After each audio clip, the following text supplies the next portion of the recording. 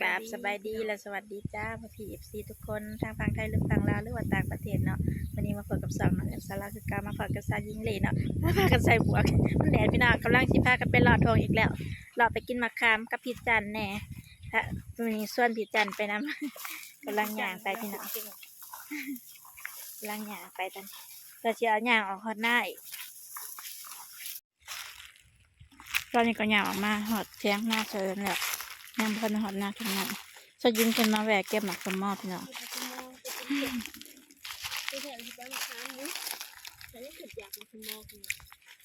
เขายิงเป็นหมักไปพี่น้องขึ้นมาหมักมอหล่นร้ายเนาะหล่นหลายค่อยหูให้กินน้หล่นก็บ่ใหญ่ปันใดใหญ่เติบบ่ใหญ่ปันใดใหญ่เติบน่าพอปุ่มมังแคนนี่สองปุ่มนี่แน่นี่ใช้ปุ่มลงปุ่มหนึ่งลุ่มอันกรอบเลยไอ้กรอบเลยเอามันบินได้เอาบินมีแต่เอาทงยางขอบเอาเลยไปได้แล้วทุกคนขอบเอาปุ่มแมงแคนแคนคาโตดหอมได้แมงแคนอันนี้นะแม่นคอยเด้อเป็นบอกโอ้โหคอยเด้อตัวนี้ฝากกันเอากวดทุกอย่างเอากวดทุกอย่างเวลาเติบอันไว้นะแม่นี่ตัวนี้หอมเด้หอมห้อยอยู่หอมเล็กบ่มันเคยมีได้ในนี้นะเจ๊กาวนะคุณข่อยมาเอาเห็ดในเอาเลยเกิดตัวนี้โตหาแล้วลายเตะพี่น้องตกลงกินไม่ไปเลย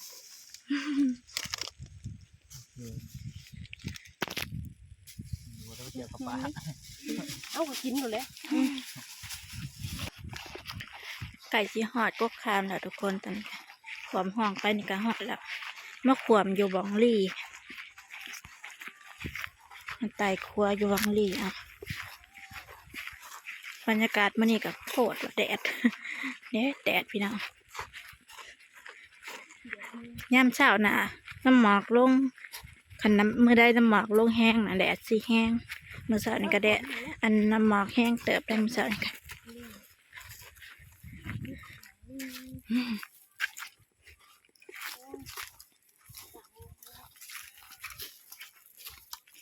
มา4 คนเลย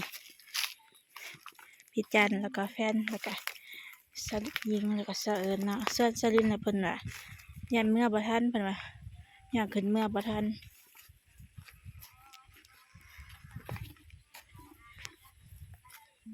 ครัวมีบ่ตายบ่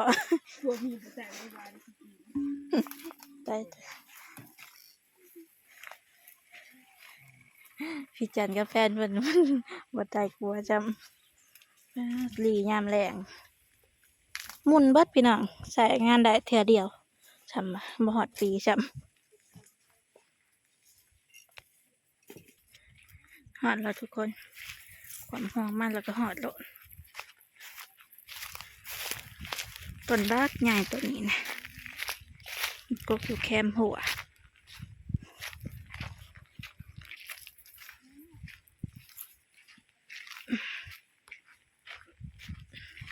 ดกอยู่ได้ปีนี้ก็ดก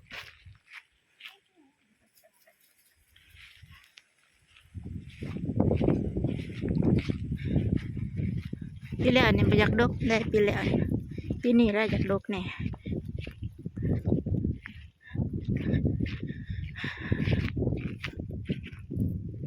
ยามนี้กันยามมะขามสุกเนาะขันสุกแล้วก็พากันนัดกันออกมาหาเอาตัว2 ปุ่มได้นี่พี่จังพอป่นเหรอหอมดิหอมห้อยกินกันเลยเคยกินอยู่ผู้ใดเคยกินก็คอมเมนต์มารอชูกันพังได้เด้อพี่น้องเห็ดเมนูเลยนะสยิงมาหอดแล้วเพิ่นก็กินโลมันกินมะขามเพื่อนกินมะขามมอเก็บมาของกีนมาหอดแล้วกินเพิ่นมากพี่น้องแล้วแต่คนมากเนาะถูกใจแล้วสยิงนะกินมะขามมอ ปาดพี่จันปีนมาพอดปีละพี่น้องพี่จันมันก็ขึ้นเก่งเด้อขึ้นต้นไม้เก่งนี่ขึ้นไปกับแฟนเพิ่นเนาะสาวหญิงกับสาวเอิญนั่งถ่ายอยู่ตาราง บ่แล้วน้องขึ้นบ่ได้ให้เอื้อยแล้วขึ้นพี่จันเด้อพี่น้องพี่จันน่ะยอมทำบ่เก่งปีนขึ้นใหม่ทำยิงน่ะยอม เก็บเงินนั่งบ่ตื้อแท้ พี่จันเพราะมันแก้มมะขามเด้ เก็บคนบ่ เก็บโคตรพี่จันเนาะตาอะไรกินดินดอกอันเก็บมันบ่ได้เนี่ย จะอยู่ทางใด นางอยู่ทางนั้น ใช่ครับขึ้นอยากกิน มันนอกขึ้นอยากกินได้บ่ นางกินก่อนเด้อ กินอิ่มจะก่อนจากสิปิดลงพี่จันบ่ มื้อนี้มาโดยเฉพาะเลยนี่นะ ต้องฟังนางค่ะพอดี คน สบายดีอยู่เธอคนใหม่ หวาน บ้านหวานในต้นนี้ก็ได้พี่น้อง สบายดีพี่ทุกคนอยู่บ้านใหม่เลยดอกเอ้ยจัน ดอก กิน ก็ ก่ ยัง อนแล้วจะปล่อยเอาจะปล่อยเอาหวานหวานแต่กินหวานประมาณนั้น ป้าพี่น้องพี่จันกับอันอ้ายเป็นขึ้นมีแต่ผู้อันเก่งๆเจออันก็จะยิงมาได้ขึ้นมีแต่เอื้อยกับอ้ายเป็นขึ้นเนาะมีแต่ผู้ไฟกันอยู่ทางปลายเพิ่นดึกลงแล้วก็เจออันกับจะยิงกับพากันเก็บเนาะผู้อ้ายเพิ่นอยู่ปลายจนจะเอ็นพี่น้องป้าโชว์เองเลยเห็นตัวจริงยังลมท้องผ้าก็หอดบะมี่ก่อนเมฆก็หอดบะมี่โพดโพสิบ่ให้มันแดดนะแดดเนาะท้องฟ้าก็หอดบะมี่ก่อนเมฆต้นนี้นะใหญ่ต้นนี้นะหวานกว่าหมู่อีก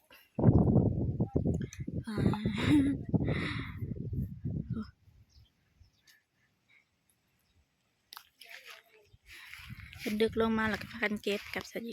นี่ทุกคนค่ะกำลังอันได้จำนี้เนาะพี่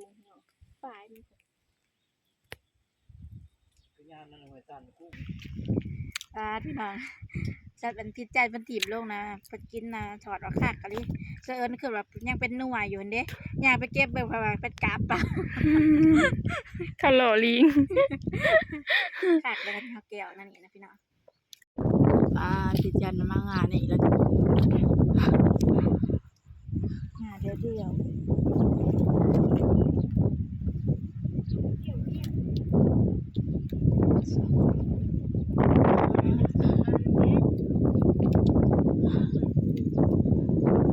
ึ้นกกหมายเก่งเนาะ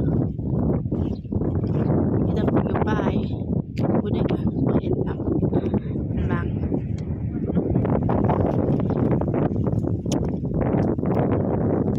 ให้พวกเก็บเนี่ยขึ้นไปได้เก็บ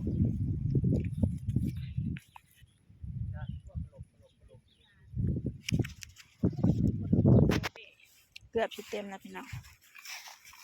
ใกล้จะเต็มแล้วกับตรามาอันหนึ่ง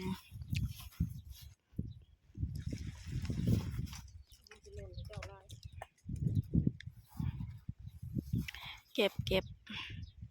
ทิบลงมาแล้วก็เก็บเอาใส่กระตาตอนนี้ก็พากันนั่งเสมื่อยข้าวพิจารณ์เพิ่นลงมาแล้วนั่งกินมะขามจังหน่อยก็จะสิพากันเมื่อพี่น้อง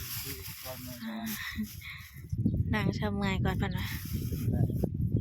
มะขามก็ได้กระตาหนึ่งพี่น้องเต้นกระตาสยิงเห็ดอย่างสยิง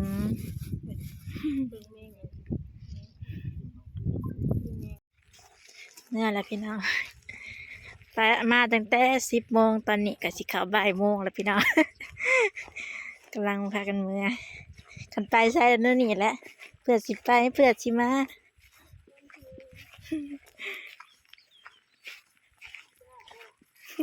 ตอนนี้ก็ย่างมาเรื่อยๆเนี่ยย่างมาเรื่อยๆย่างมาเรื่อยๆมาพองวดตัวเองพี่น้อง นี่ว่าจะเอิญเฮ้ยควายหน่อยพาดแม่เพิ่นเนี่ยแม่เพิ่นก็อยู่พี่ต้นต้นนี้นะช่วงไซบ่เห็นแม่เพิ่นลงน้ำอยู่ควายหน่อยตัวนี้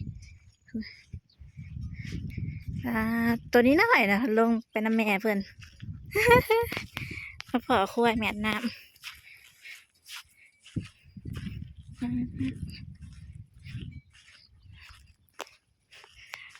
ควายอยู่ฝั่งลาวก็สิประมาณนี้เนาะพี่น้องคือกันอยู่บ่กับควายฝั่งไทย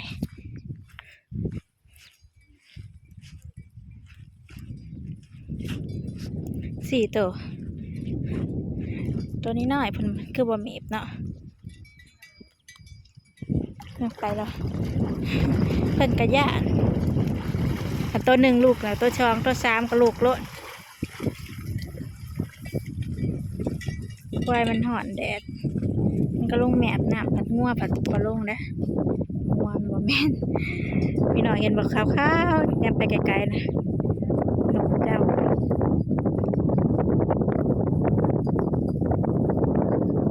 ตัวน้อยตัวนี้ก็ลูกเลยปจักงัวปจักควายนักกันยามนี่ค่ะปล่อยเลยยามพักปล่อยอันนี้สิเป็นงัวสยิงนะงัวด่างสยิงกับงัวนี่กับแม่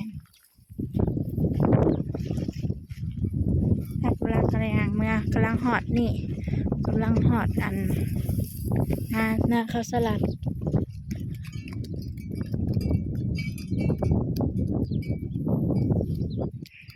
อะไรทำไมคุณแนมแบบนั้น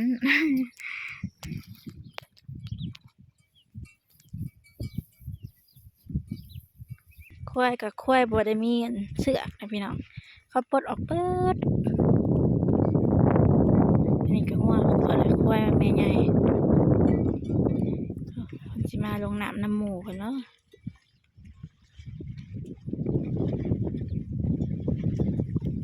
เฮามาแล้วมันก็ลูกไปไว้เฮาเมื่อแล้วมันก็ลงมาอีกตอนนี้ก็มาหอดเฮือนแล้วนะทุกคนป้าเมื่อยย่างมานะเปิดสิหอดไปแต่10 โมงจนหอดบ่ายก็เป็นว่าถ้าเพื่อนได้มักคลิปนี้ก็อย่าลืมฝากกดไลค์กดแชร์กดติดตามและกดกระดิ่งเพื่อแจ้งเตือนเนาะแล้วก็เป็นกำลังใจให้น้องเรซาร่าเด้อจ้าสำหรับวันนี้กลับสบายดีและสวัสดีจ้าบ๊ายบาย